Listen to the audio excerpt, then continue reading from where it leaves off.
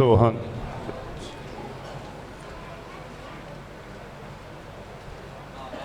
سبحان فاعوذ باللہ من الشیطان الرجیم بسم اللہ الرحمن الرحیم اہدنا الصراط المستقیم سبحان اللہ صراط الذین انعمت علیہم غیر المغضوب علیہم ولا الضالین سبحان صدق اللہ العظیم وصدق رسولہ النبی الکریم الامین ونحن علی ذلک لمن الشاہدین والشاکرین والحمد للہ رب العالمین ان اللہ وملائکتہ یصلون علی النبی یا ایہا الذین آمنوا صلوا علیہ وسلموا تسلیما۔ تمام احباب پڑھ لیجئے الصلاۃ والسلام علیک یا سیدی یا رسول اللہ، الصلاۃ والسلام علیک یا سیدی یا حبیب اللہ وعلی آلک واصحابک واہل بیتک یا سیدی یا راحت العاشقین۔ السلام علیکم ورحمۃ اللہ وبرکاتہ۔ آج کی اس ذکر مبارک کی محفل کے اندر حاضری کا شرف ملا، اللہ تعالی حضور پیر طریقت رہبر شریعت حضرت خواجہ نوید الحسن نقشبندی دامت برکاتہم العالیہ زید مجدہ دام اقبالہ، آپ کی صدارت میں یہ خوبصورت محفل منعقد ہے۔ دعا ہے کہ اللہ تعالی جن مقاصد کے تحت یہ بابرکت محفل سجائی گئی، اللہ تعالیٰ ان تک پذیرائی عطا فرمائے، رسائی عطا فرمائے، اللہ تعالیٰ پہنچنے کی توفیق عطا فرمائے۔ میں آپ کی اجازت سے قرآن پاک کی چند آیات اور اس کے بعد مختصر چند کلمات نصیحت اور آپ سے انشاءاللہ میں اجازت چاہوں گا۔ سارے احباب بآواز بلند درود پاک پڑھ لیں۔ صلاۃ والسلام علیک یا سیدی یا رسول اللہ وعلی آلک واصحابک یا حبیب اللہ۔ اعوذ باللہ من الشیطان الرجیم بسم اللہ الرحمن الرحیم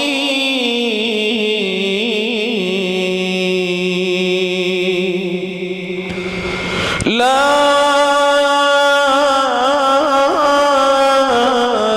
اقسم بهذا البلد وأنت حل بهذا البلد ووالد وما ولد لقد خلقنا الإنسان في كبد أيحسب أن لن يقدر عليه أحد يقول أهلكت مالا لبدا أيحسب أن لم يره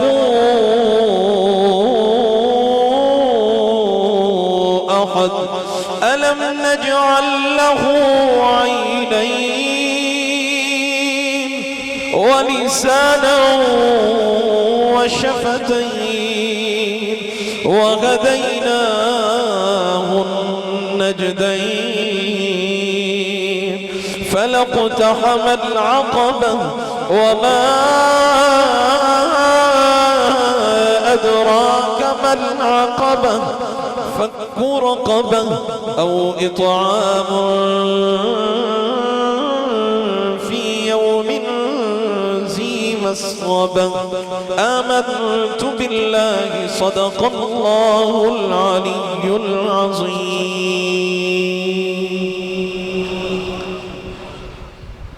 حضرت علامہ اقبال رحمۃ اللہ علیہ آپ فرماتے ہیں اثر کرے نہ کرے سن تو لے میری فریاد، اثر کرے نہ کرے سن تو لے میری فریاد، نہیں ہے داد کا طالب یہ بندہ آزاد، خطر پسند طبیعت کو سازگار نہیں، وہ گلستان جہاں گھات میں نہ ہو صیاد، مقام شوق تیرے قدسیوں کے بس کا نہیں، مقام شوق تیرے قدسیوں کے بس کا نہیں، انہی کا کام ہے یہ جن کے حوصلے ہیں زیاد، اثر کرے نہ کرے سن تو لے میری فریاد، نہیں ہے داد کا طالب یہ بندہ آزاد۔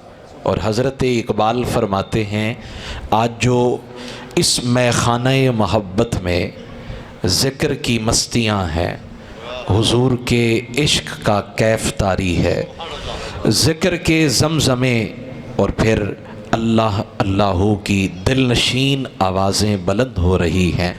گویا اقبال نے ایسے میخانوں کے بارے میں لکھا تھا اور درست ہی لکھا تھا، کہا لا پھر ایک بار وہی بادہ و جام ایسا کی، لا پھر ایک بار وہی بادہ و جام ایسا کی، لا پھر ایک بار وہی بادہ و جام ایسا کی، میں ڈھونڈ رہا ہوں میرے پاؤں میں چھالے پڑ گئے، میری روح تھک گئی ہے، اب موت بہت قریب سے قریب تر ہے، کب مر جاؤں، کب سانسیں ختم ہو جائیں، دم ٹوٹ جائے، کب روح نکل جائے، لا پھر ایک بار وہی بادہ و جام ایسا کی، ہاتھ آ جائے مجھے میرا مقام ایسا کی۔ 300 سال سے ہند کے میخانے بند ہیں، اب مناسب ہے تیرا فیض ہو عام ایسا کی، اب مناسب ہے تیرا فیض ہو عام ایسا کی، سینہ روشن ہو تو ہے سوز سخن عین حیات، سینہ روشن ہو تو ہے سوز سخن عین حیات، ہونا یہ روشن تو سخن مرگ دوام ایسا کی، ہونا یہ روشن تو سخن مرگ دوام ایسا کی، میری رات کو اپنے مہتاب سے محروم نہ رکھ، میری رات کو اپنے مہتاب سے محروم نہ رکھ، کیونکہ تیرے پیمانے میں ہے ماہ تمام ایسا کی، میری رات کو اپنے مہتاب سے محروم نہ رکھ، میری رات کو اپنے مہتاب سے محروم نہ رکھ، اندھیرے میں دوڑتے دوڑتے منزل ملی ہی نہیں، ہمیشہ اندھیروں کے اندر زندگی گزری، منزل نہیں ملی، ہر ایک نے بھٹکایا گمراہی میں ڈالا، بھٹکایا مکر و فریب کے جال پھیلائے، کبھی منزل نہیں ملی، میری رات کو اپنے مہتاب سے محروم نہ رکھ، کیونکہ تیرے پیمانے میں ہے ماہ تمام ایسا کی، اثر کرے نہ کرے سن تو لے میری فریاد، نہیں ہے داد کا طالب یہ بندہ آزاد۔ اور بس اسی پہ اکتفا کرتے ہوئے یہی کہوں گا، حضرت اقبال فرماتے ہیں وہ دانائے سبل ختم الرسل، وہ دانائے سبل ختم الرسل، وہ راستے چاہے زمین کے ہوں یا دل کے ہوں، حضور جانتے ہیں، وہ دانائے سبل ختم الرسل، مولائے کل جس نے غبار راہ کو بخشا، فروغ وادی سینہ نگاہ عشق و مستی میں وہی اول وہی آخر، کہا جی مرشد تو ملتا ہی نہیں ہے، آج کی دنیا میں کہاں سچے مرشد ملتے ہیں، میں نے کہا تو نے ڈھونڈا کب ہے، تو نکلا کب ہے، تو نکل کر دیکھ تو صحیح، تجھے ہیرے ملیں گے، تجھے موتی ملیں گے، یاقوت اور جواہر پارے ملیں گے، تو نکلا ہی نہیں، تعصب کی اینک لگا کے بیٹھا ہے، 2 کو 4 اور 4 کو 6 بنانے کے چکر میں تجھے سارے ہی اپنے جیسے فریبی نظر آئے، نانا ایسا نہ کرے، سب کو ایک اینک سے دیکھنے کا مزاج مت بنا، اور اگر دیکھنا ہی ہے اقبال کہتے پھر عشق کی اینک لگا، مستی کی اینک لگا، کیف کا جام چڑھا، پھر محبت کی مستی جب چڑھے گی نا، جب نشہ اترے گا، کبھی آپ نے دیکھا یہ شراب پینے والا جب نشہ چڑھ جائے تو پھر اس کی عقل سلب ہو جاتی ہے، اسے آگے پیچھے کچھ نظر ہی نہیں آتا، میں نے کہا یہ شراب پیتا ہے جس سے عقل تیری ختم ہو گئی، وہ شراب محبت پی جس کا نشہ کائنات کے اندر قبر تک اترے ہی نہ۔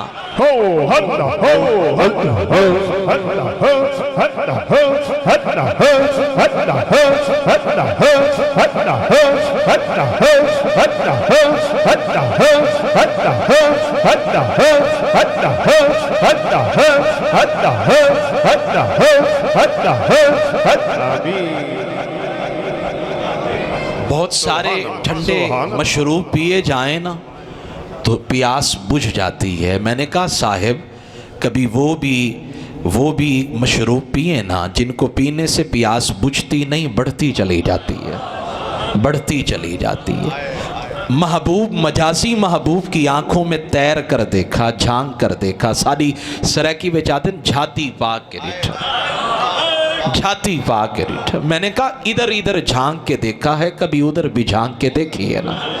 جھانک کے دیکھیے وہ حضرت حضرت سلطان العارفین، حضرت بایزید، حضرت سلطان العارفین، سلطان باہو کہیں بیٹھ کر اسے پکار رہے تھے، اسے آواز دے رہے تھے۔ اور میں کبھی کبھی غور و فکر کرتا ہوں، میں کہتا ہوں کوئی اپنا اگر روٹھ جائے اور آپ اسے منانا چاہیں تو آپ اگر وہ راستے سے گزرا، قریب سے بھی گزرا تو نظریں چرا چرا کے گزرا، لیکن جب وہ نظریں چرا چرا کے گزر رہا تھا نا تو آپ نے دلکش آواز میں اسے پکارا، آواز دی۔ اس نے سنا بھی صحیح لیکن نظر انداز کر کے چلا گیا۔ لیکن کب تک؟ ایک بار، دو بار، تین بار، آخر کب تک؟ جواب تو دینا پڑے گا نا، چاہے تلخ لہجے میں، چاہے کڑوے گھونٹ بھر کر بھی جواب تو دینا پڑے گا۔ اور جب وہ جواب دیتا ہے تو میرا دل اچھلنے لگ جاتا ہے، وجدانی کیفیت طاری ہو جاتی ہے۔ میں نے کہا جو تجھ سے روٹھا تھا تو نے اسے آواز دی تو اس نے آخر تجھے جواب دیا نا، کبھی اس کو آواز دے کر تو دیکھ، کبھی اس کو پکار کر تو دیکھنا۔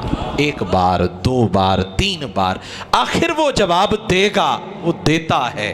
حضرت ثابت بنانی کہتے ہیں مجھے پتہ لگ جاتا ہے جب وہ مجھے یاد کرتا ہے، سبحان اللہ، مجھے پتہ لگ جاتا ہے جب وہ مجھے یاد کرتا ہے۔ یہ ایک نشہ ہے نا۔ وہ کسی نے کہا میں گیا تھا اپنے مرشد کی محفل میں، وہاں جب ذکر چھڑانا تو تیرا بھی ذکر کیا گیا تھا، تجھے بھی تیرے مرشد اچھے لفظوں میں یاد کر رہے تھے۔ اس نے کہا یار ایک دفعہ پھر سنانا، بڑا مزہ آیا۔ اچھا میرے مرشد مجھے یاد کر رہے تھے، پھر سنا، پھر سنا، پھر سنا۔ وہ سناتا گیا، اس پہ نشہ چڑھتا گیا، چڑھتا گیا۔ میں نے کہا یہ نشہ ہے۔ اور کسی کو یہ کہا جائے کہ تجھے تیرا رب یاد فرما رہا، سبحان اللہ، تیرا رب تجھے یاد کر رہا تھا، کتنی کیف آوری بات ہے۔ بندہ تو کائنات قربان کر دے، میرا رب مجھے یاد کر رہا تھا، مجھے یاد کر رہا تھا، اور کیا کروں، کیا کروں، کیسے کہوں۔ وہ حضرت خواجہ غلام فرید کہتے ہیں اتھا میں مٹھڑی، سبحان اللہ، سبحان اللہ، اتھا میں مٹھڑی نت جان بلب اتا خوش وستا وچ ملک عرب، سبحان اللہ، توڑے دھکڑے تھوڑے کاندڑی، اللہ اللہ، تیرے نا تو مفت بھی کاندڑی، تیرے باندیاں دی میں باندڑی ہاں، ہم درد کتیاں نال۔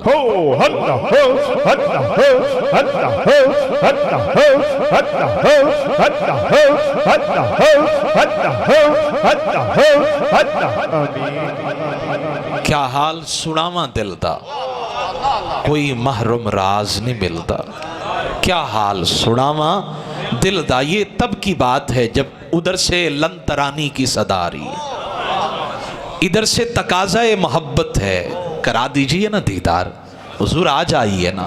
ہماری سرائکی زبان میں کہتے ہیں حضور کرم فرماؤ ہا کدیں سادے ویڑے آؤ، حضور کرم فرماؤ ہا کدیں سادے ویڑے آؤ۔ حضرت خواجہ نظام الدین اولیاء محبوب الہی کے مرید باصفا حضرت امیر خسرو نے قلم اٹھایا، اور قلم بھی ایسا جس میں جولانیاں تھی، محبت کی باتیں تھی، رفتاریں تھی۔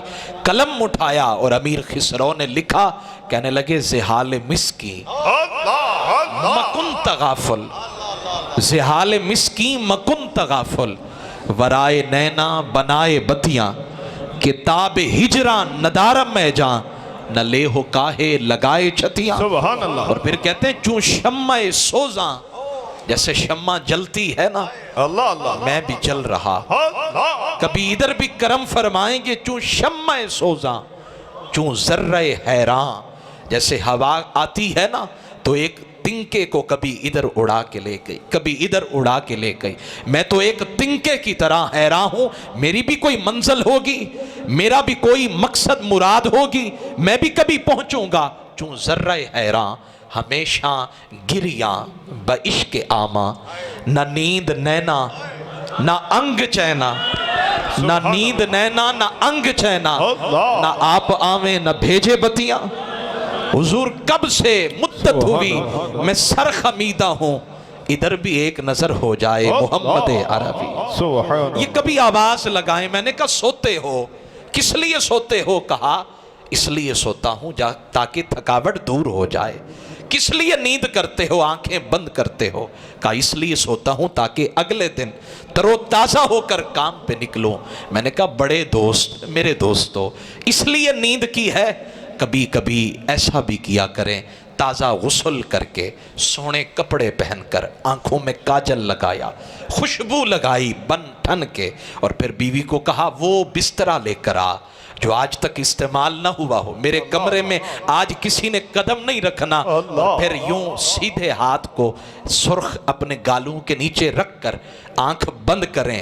کبھی کبھی آنکھیں بند کی جاتی ہیں سونے کے لیے نہیں، وہ جو دلہن پہلی رات کی سوتی ہے نا، وہ سوتی نہیں ہے، وہ تو اپنے دولہا کا انتظار کر رہی ہوتی، وہ اپنے دولہا کا انتظار کر رہی ہوتی۔ کہا سوتے ہو، ساری زندگی سوئے ہو، کبھی اس مقصد کے ساتھ سو۔ حضور سارے انتظام کر کے بن ٹھن کے تیار ہو کے سویا ہوں، اور شادی سرکی وجادن کوڑی مچی دی، ایویں ویسے میں نے آنکھ بند کی ہے۔ کہاں آنکھ بند کی ہے؟ دل کی آنکھ راستے پہ لگی ہے، کب آئیں گے کرم فرمائیں گے، حضور آ جائیے نا مہربانی فرمائیے۔ اور پھر کبھی کسی نہ کسی وقت اگر ایوب انصاری کے وہڑے میں حضور آ سکتے ہیں تو کیا ادھر نہیں آ سکتے؟ اتنے دیوانے بیٹھے ہیں، کتنے دیوانے بیٹھے ہیں، یہ تڑپ رہے ہیں، آنسو بہا رہے ہیں، اور چہرہ رونے والا بنا کے کہہ رہے ہیں حضور ہم جانتے ہیں ہم رومی نہیں ہیں، ہم جامی نہیں ہیں، ہم نہیں ہیں، لیکن اس کے باوجود کچھ بھی ہے نام لیوا تو تیرے ہی ہے، کلمہ تو آپ کا ہی پڑھتے ہیں نا۔ حضرت ایوب انصاری مدینے میں بیٹھ کر اپنے کٹیا میں بیٹھ کے کہہ رہے ہیں بقلبِ گدایا سلطان چے کاردارت، بادشاہ وقت حضور سرور کائنات جان عالم جائیں گے بھی صحیح تو کسی بڑے کے گھر میں، مجھ غریب کے گھر میں کہاں آئیں گے؟ یہاں لینیں بنی ہوئی ہیں مدینہ کے اندر، اور ہر ایک اپنی اپنی وسعت کے مطابق تحفہ دے رہا ہے، اور ایک مائی صاحبہ دور کھڑی ہے، آنکھوں سے اشک بہ رہے ہیں، اور اس کا دل تڑپ رہا ہے کاش میرے پاس بھی کچھ ہوتا تو میں بھی اپنے مرشد کو، اپنے کریم آقا کو پیش کرتی۔ حضور نے ہر ایک سے تحفے لیے، اور لینے کے بعد اس کی طرف یوں چشمان کرم اٹھائی، مجھے یوں لگتا ہے جیسے جند کھینچ لی، جان لے لی۔ حضور کی نگاہ اٹھی، سرکار کی نگاہ اٹھی ہے۔ او بھائی اس آنکھ کا نشہ ہی اور ہوتا ہے، اس آنکھ کا نشہ ہی اور ہوتا ہے۔ وہ فارسی زبان میں ہے تنم فرسودہ جاں پارا زے ہجراں یا رسول اللہ، دلم پج مردہ آوارا زے عیسیاں یا رسول اللہ، چون سوئے من گزر آری منے مسکین سے ناداری، چون سوئے من گزر آری منے مسکین سے ناداری، فدائے نقشے نالے نت کنم جا یا رسول اللہ۔ حضور آ جائیے آ جائیے، میرے اب سانس ٹوٹنے کو ہے، حضور بالوں میں چاندی آ گئی ہے، آنکھیں اب دیکھ نہیں سکتی ہیں، دل ڈوب رہا ہے، سانس کی ڈوری ٹوٹنے والی ہے، کب موت کا بلاوا آ جائے۔ بڑا اوکھا ہے موت، قبر میں جانا بڑا اوکھا ہے، لیکن غلاموں جب سے پتہ چلا، نقش بندیوں جب سے پتہ چلا، ذکر کی محفلیں سجانے والوں جب سے پتہ چلا، پہلے سنا تھا موت بڑی اوکھی ہے، سنا تھا قبر کی ہر منزل بڑی اوکھی ہے، جب سے سنا ہے کہ پوچھا جائے گا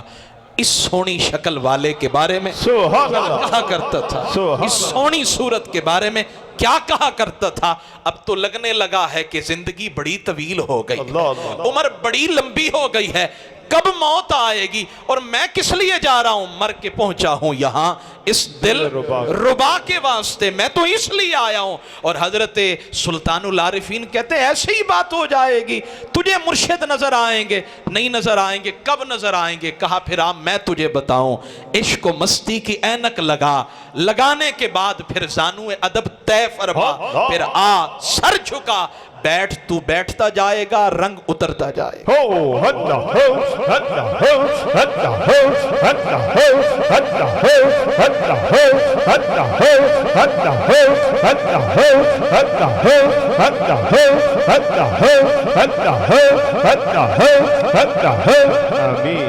حضرت سلطان العارفین کہتے ہیں اے تن میرا چشمہ ہووے، اے تن میرا چشمہ ہووے تے میں مرشد ویکھ نہ رجاؤ، اے تن میرا چشمہ ہووے تے میں مرشد ویکھ نہ رجاؤ، لوں لوں دے منڈ لکھ لکھ چشمہ، لوں لوں دے منڈ، جتنے میرے بدن پہ بال ہیں نا ان سے بڑھ کر ایسی آنکھیں ہوں، ہر بدن کا عضو ایک ایک حصہ ساری آنکھیں بن جائیں، لوں لوں دے منڈ لکھ لکھ چشمہ، ایک کھولا تے ایک کجا ہو، اتنا ڈٹھیا مینوں صبر ہی نہ آوے، اتنا ڈٹھیا مینوں صبر ہی نہ آوے، ہوک دے ول بھجا ہو، مرشد دا دیدار وے حضرت باہو، مینوں لکھ کروڑا حجا، سبحان اللہ سبحان اللہ، مرشد دا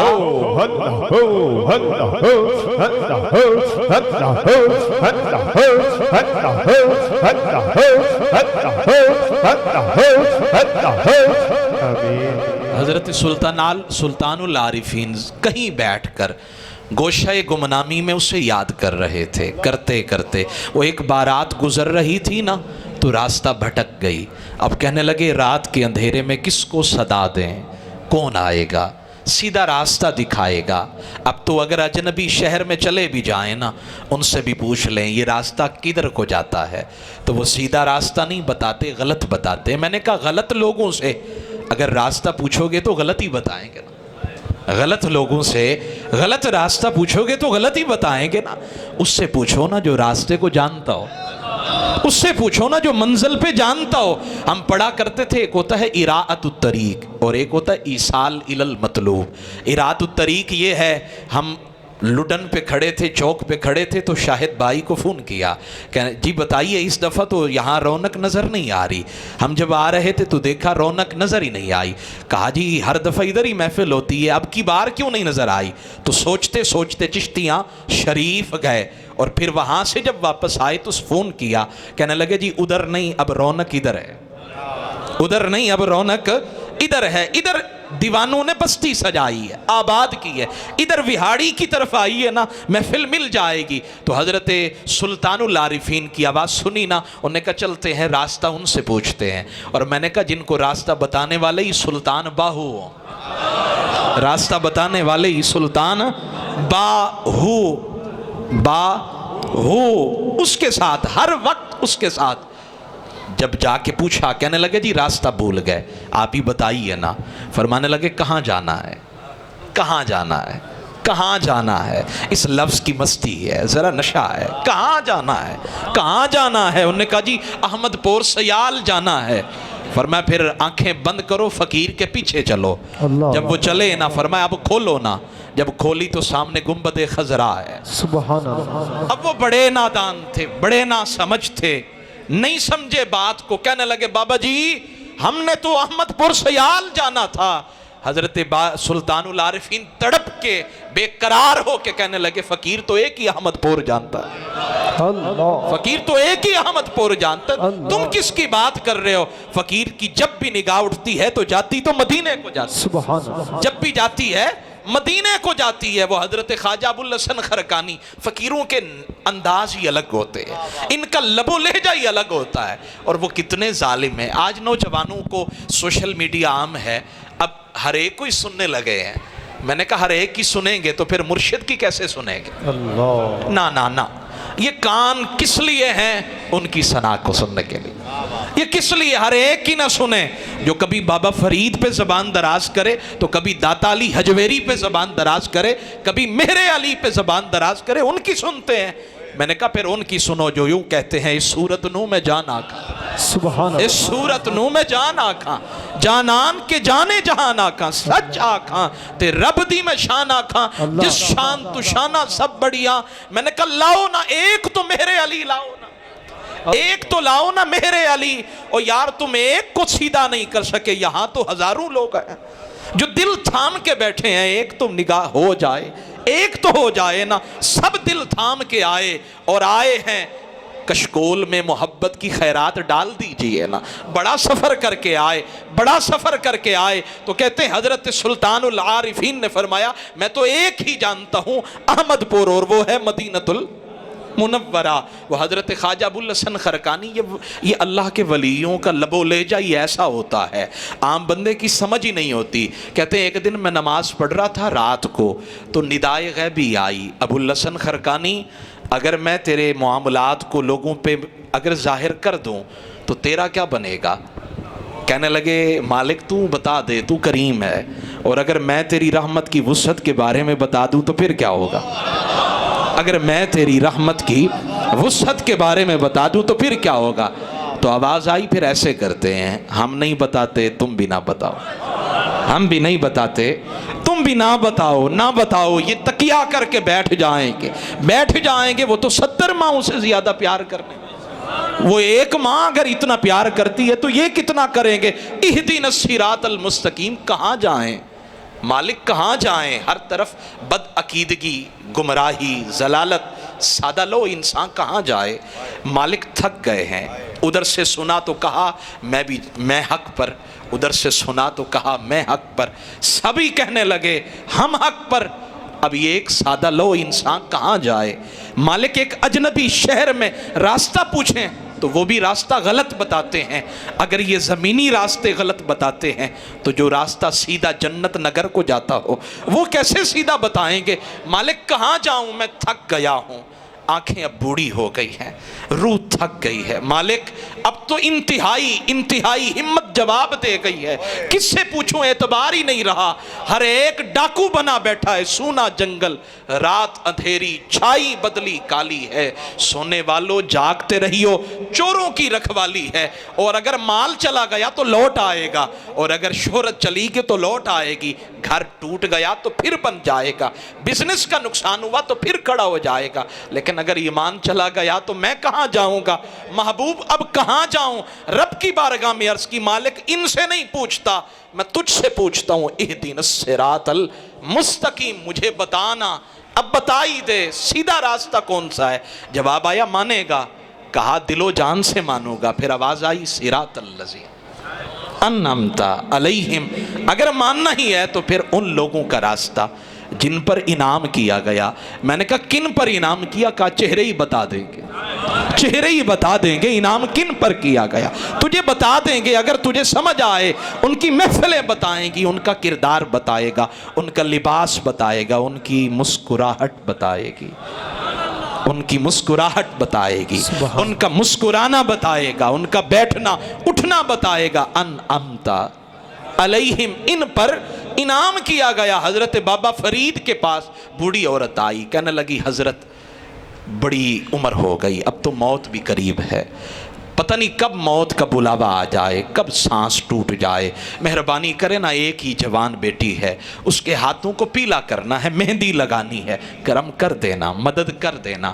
اب بابا فرید نے فرمایا مٹی کا ڈھیلا اٹھا کے لاؤ، وہ لائی، 3 بار سورہ اخلاص پڑھ کے پھونک ماری۔ فقیر کی پھونک میں دم ہوتا ہے، فقیر کی پھونک میں طاقت ہوتی ہے، تو پھونک مارے تو معاملہ اور ہوتا ہے، اور فقیر کی پھونک میں بڑی طاقت ہوتی ہے۔ تو نے کہا جی وہ یوں پھونک مارتے ہیں کچھ ہوتا ہی نہیں ہے۔ میں نے کہا تو نے دیکھا ہی نہیں ہے کیا کچھ ہوتا ہے، تو نے دیکھا ہی نہیں ہے، یہاں تو دلوں کی دنیا بدل جاتی ہے، محفل میں آنے سے دل کی دنیا کایا پلٹ جاتی ہے، تو کہتا ہے کچھ ہوا ہی نہیں ہے۔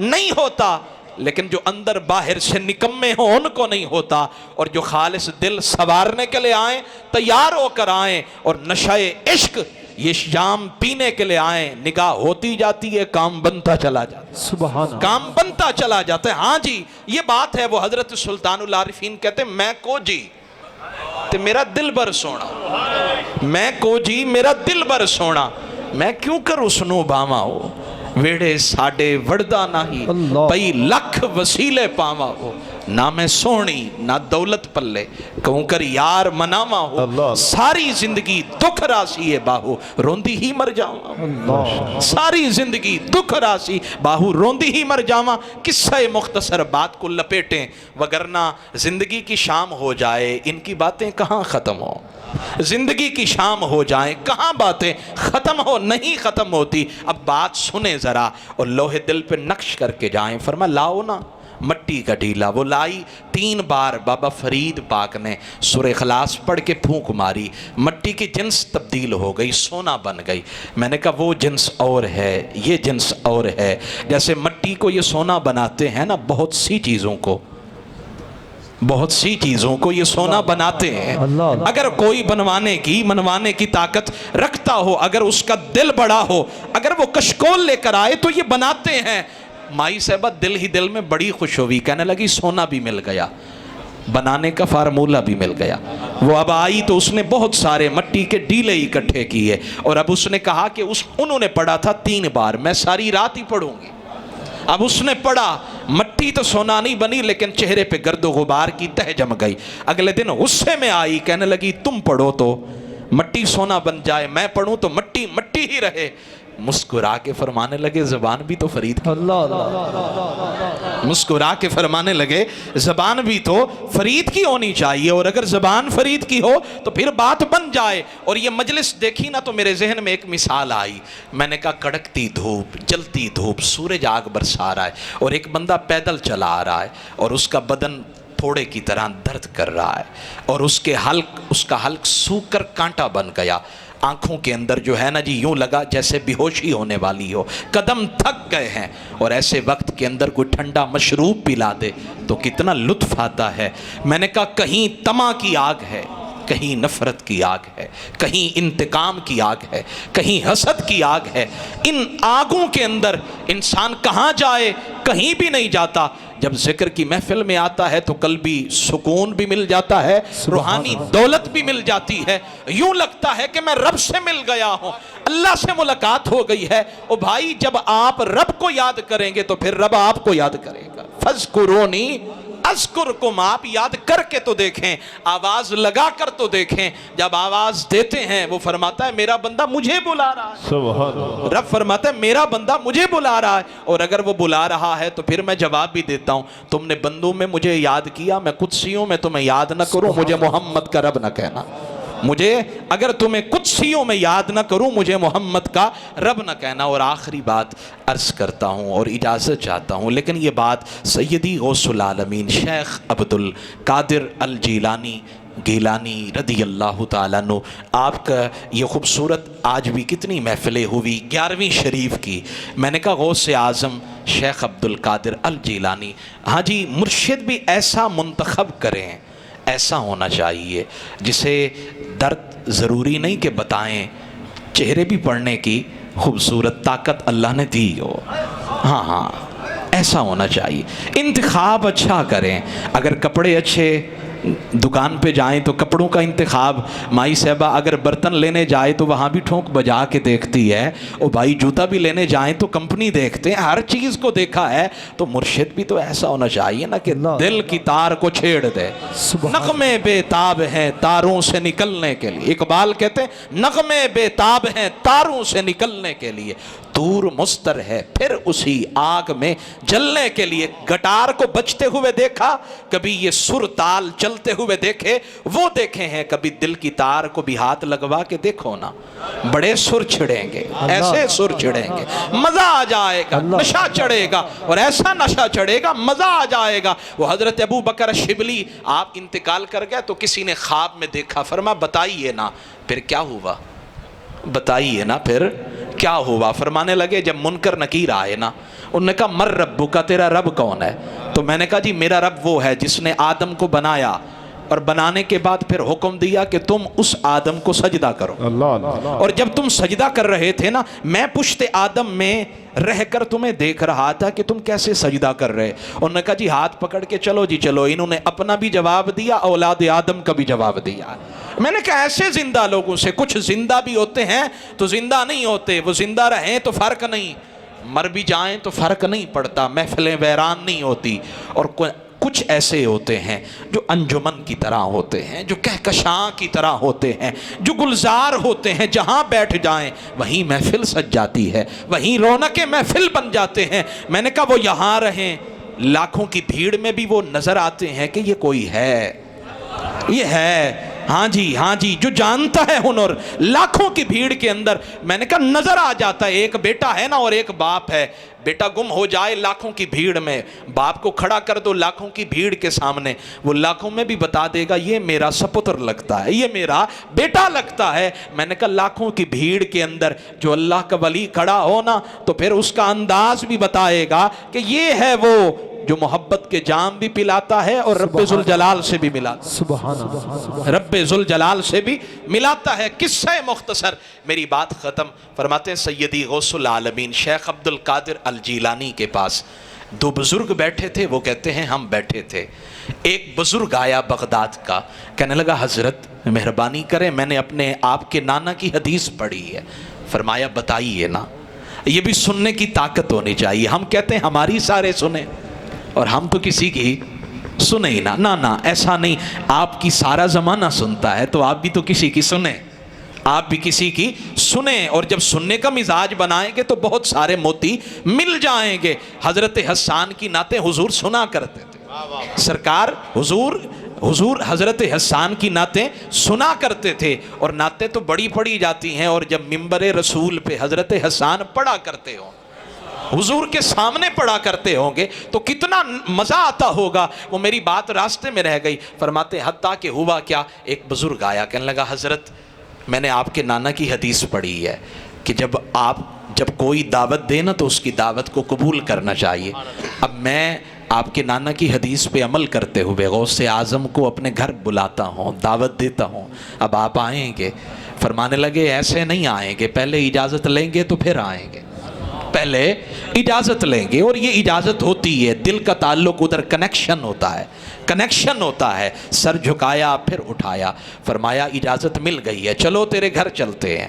اب جب وہ چلے نا گھوڑے پہ سوار ہوئے، جب گھر میں پہنچے تو دیکھا وہاں بغداد کے سارے مشائخ موجود ہیں. اب اس میزبان نے کہا کھانا لے کر آؤ. کھانا لگا دیا گیا. ایک تابوت لایا گیا، اس پہ کپڑا رکھا ہوا تھا. حضرت غوث اعظم نے نہ خود کھانا کھایا نہ دوسروں کو کھانے کی اجازت دی. اور نہ کھانے کی اجازت دینے کے بعد مسکرا کے فرمانے لگے ہم کھانا نہیں کھانے آئے، ہم درد دل بانٹنے آئے، ہم مشکلیں حل کرنے آئے. ابھی بتایا ہی نہیں ہے تو کیسے پتہ لگ گیا؟ فرمایا فقیر جان لیتے ہیں، فقیر جان لیتے ہیں. ہاں جی، عقل والا تیری دنیا سے پریشان گیا، عشق والا تجھے ہر رنگ میں پہچان گیا، عشق والا تجھے ہر رنگ میں پہچان گیا. فرمایا یہ تابوت لے کر آؤ. اس پہ ایک کپڑا پڑا ہوا تھا. فرمایا کپڑا ہٹاؤ. جب کپڑا ہٹایا تو اندر ایک نوجوان ہے جو مادرزاد نبینا ہے، مفلوج ہے، جسم حرکت نہیں کر سکتا. حضرت غوث اعظم نے آواز لگائی. فرمایا قم باذن اللہ، اللہ کے حکم سے کھڑا ہو جا. بزرگ کہتے ہیں مجھے پتہ ہی نہیں چلا یہ مادرزاد نابینا تھا، یہ مفلوج تھا. وہ ایک دم کھڑا ہوا، وہ کھڑا ہو کے چلنے لگا. غوث اعظم فرمانے لگے کھانے کی طرف نظر غلط ڈالی نہیں. فرمایا جس کام کے لیے آئے تھے وہ ہو گیا، چلو واپس چلتے ہیں، چلو واپس چلتے ہیں. میں نے کہا اس انداز میں سارے دوستوں کو 11ویں تو یاد رہی، 11ویں والے کی سیرت کو کون یاد کرے گا؟ دیہات کے اندر ایک ان پڑھ بوڑھی عورت، اس سے بھی اگر دودھ لینے جائیں نا تو وہ کہتی ہے تجھے یاد نہیں آج 11ویں ہے، تجھے یاد نہیں آج 11ویں ہے. اور 11ویں والے دن ہم کسی کو دودھ نہیں دیتے. وہ دودھ بیچنے والے، دودھ فروش بھی کہتے ہیں نہیں آج دودھ نہیں دیں گے، 11ویں والے دن اپنا انتظام کر لینا. ہمارا دودھ تو 11ویں والے پیر کے لیے ہوتا ہے. 11ویں والے، میں نے کہا اتنا پتہ لگ گیا، ہر چیز کا پتہ لگ گیا. 11ویں کی تاریخ کا بھی پتہ ہے کبھی اس کی سیرت کا بھی پتہ لگائیں نا، ان کی تعلیمات کا بھی پتہ لگائیں نا۔ اور آخری بات میں عرض کر کے حضور قبلہ پیر صاحب کی موجودگی کے اندر، آپ کی صدارت کے اندر ایک بات عرض کرتا ہوں۔ بہت سارے لوگ اعتراض کرنے میں بڑے ماہر ہوتے ہیں، وہ کہتے ہیں جی پیر صاحب تو اتنا اچھے انداز میں زندگی گزارتے ہیں، بڑا سونا انداز ہے، تو یہ معاملہ جی وہ درویشی، وہ سادہ مزاج، وہ کہاں گئے؟ میں نے کہا میں تجھے بتاؤں، تھوڑا تیرا علاج کر دوں، یہ علاج بھی، یہ نسخہ بھی آپ کو بتا دوں۔ وہ آپ نے سنا ہوگا، وہ حضرت غوث اعظم کے پاس ایک بوڑھی عورت آئی اور کہنے لگے جی حضرت یہ میرا بیٹا ہے، قبول فرمائے نا؟ فرما لے جاؤ۔ اس کو بٹھا دیا خانقاہ میں، چند دنوں کے بعد آئی تو دیکھا غوث اعظم بھنا ہوا مرغ تناول فرما رہے ہیں، اور جب بیٹے کے پاس گئی تو وہ ہڈیوں کا ڈھانچہ تھا۔ غصے میں وہ جیسے بھی جس کیفیت میں آئی، کہنے لگی حضور ناراض نہ ہو تو جان کی امان پاؤں تو عرض کر دوں؟ فرمایا عرض کر دو۔ کہنے لگی یہ بتائیں آپ تو بھنا ہوا گوشت کھائیں، مرغ تناول کریں، اور میرا بیٹا ہڈیوں کا ڈھانچہ۔ آپ نے اس گوشت کی ہڈیوں کے اوپر یوں ہاتھ پھیرا، ہاتھ پھیر کر فرمایا قم باذن اللہ، اب کھڑا بھی ہو جانا، اٹھ جانا، تیرے اٹھنے کا وقت ہو گیا۔ ان ہڈیوں پہ گوشت چڑھا، وہ پورا مرغ بنا، اور پھر وہ چلنے لگا، سامنے چلنے لگا۔ مسکرا کے فرمانے لگے مائی صاحبہ میں نے کب روکا ہے؟ جب تیرا بیٹا اس مقام پہ پہنچ جائے پھر جو جی میں آئے کھائے۔ تیرا بیٹا جب اس مقام پہ پہنچ جائے، ابھی تو کھڑے پہلی سیڑھی پہ ہیں اور باتیں چاند کی کر رہے ہیں۔ کھڑے کہاں ہیں؟ پہلی سیڑھی پہ۔ باتیں کس کی کر رہے ہیں؟ چاند کی کر رہے ہیں۔ پہلے بڑے تو صحیح۔ میں نے کہا مدینہ کی باتیں کی ہیں، کبھی مکہ کی مشقتیں بھی بیان کرے نا، مکہ کی وادیوں میں جو بلال کو گھسیٹا گیا وہ بھی بیان کرے نا، مدینہ کا نقشہ بیان کیا، مدینہ کی بہاریں بیان کی ہیں، پہلے مکہ کے 13 سال میں جو ظلم و ستم کی کہانیاں رقم کی وہ بھی بیان کرے نا۔ کا آسانی سے موقع مل گیا، ان کی جہد مسلسل، ان کی راتوں کی محنت، ان کا ورک، وہ بھی دیکھیں نا، وہ دیکھیں، پھر آپ کو پتا چلے گا کتنا خون جگر دیا ہے، پھر جا کے یہ چمن آباد ہوا ہے، پھر جا کے یہ محفلیں بنی ہیں۔ کیوں کہاں بنتی ہیں؟ نہیں بنتی ہیں، ایسا ہوتا ہی نہیں ہے۔ اقبال نے یوں ہی کہا تھا مقام شوق تیرے قدسیوں کے بس کا نہیں، مقام شوق تیرے قدسیوں کے بس کا نہیں، انہی کا کام ہے یہ جن کے حوصلے ہیں زیاد۔ ہم تو 5 منٹ بھی امام صاحب اگر جمعہ کا خطبہ لمبا کر دینا پریشان ہو جاتے ہیں، اور کئی گھنٹے محفل میں بیٹھنا اور ہر مرید کو محبت سے نوازنا، پیار سے نوازنا، یہ سوکھا کام نہیں ہوتا، آسان کام نہیں ہوتا۔ کسی ایک در پہ آ جائیں، کسی ایک سے محبت کر لیں اور کسی ایک کے ساتھ بیعت کا تعلق قائم کر لیں، وگرنہ شیطان بڑا چالاک ہے، ایمان چھین کے لے جائے گا، پتہ بھی نہیں چلے گا۔ آ جائیں کسی کے دامن سے وابستہ ہو جائیں، اللہ کی بارگاہ میں دعا گو ہوں اللہ تعالیٰ یہ میرے بکھرے ہوئے ٹوٹے ہوئے الفاظ اپنی بارگاہ میں قبول فرمائے، اور اگر کہیں بھی سبقت لسانی ہوئی، کوئی ایسا جملہ جو کسی کے مزاج کے لیے تلخی کا باعث بنا، تکلیف کا، تو میں پہلے ہی حضور قبلہ پیر صاحب کی موجودگی میں معافی کا خواستگار ہوں۔ اللہ تعالیٰ میری حاضری قبول فرمائے، اور یہ میں خانہ محبت کا یوں ہی چلتا رہے، یہ یوں ہی خیرات بٹھتی رہے، اور میں اور آپ یوں ہی فیضان کو لیتے بھی رہیں اور اپنے سینوں کو روشن کرتے بھی رہیں۔ آمین ثم آمین وما علیہ۔